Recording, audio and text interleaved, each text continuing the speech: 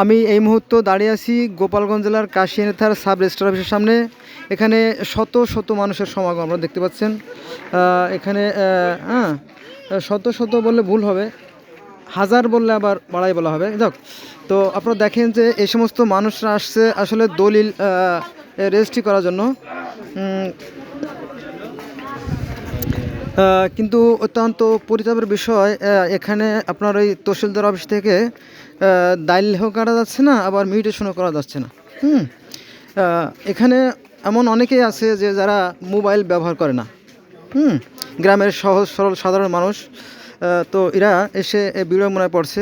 অনেকে আসছে ঢাকা থেকে, অনেকে আসছে খুলনা থেকে, অনেকে আসছে যশোর থেকে, কেউ বাগেরহাট থেকে, অনেকে অনেক জায়গা থেকে আসছে। দেখেন, ভোগান্তির অন্য নাই।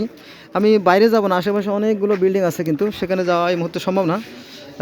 সংক্ষেপে দেখালাম এই যে সেই সাব রেজিস্ট্রার অফিস। এই যে অবস্থা দেখেন, এই যে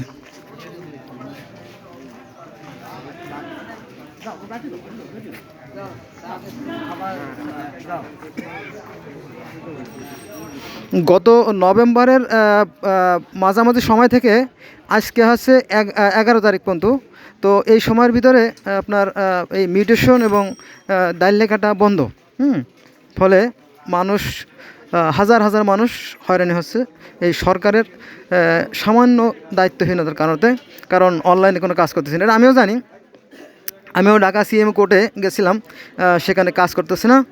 আমি গেছিলাম কদমতলি, জিঞ্জিরা, সেখানে গেছিলাম। সেখানেও আমি দেখছি কাজ করতেছে না, বলতেছে কিছুদিন পরে হবে কাজ। এটা ঘটনা সত্য, সারা দেশেই মানুষ, লক্ষ লক্ষ মানুষ হয়রানির শিকার। আমার মনে হয় সরকারে যারা আছে তাদের একটু দায়িত্বশীল আচরণ করা উচিত।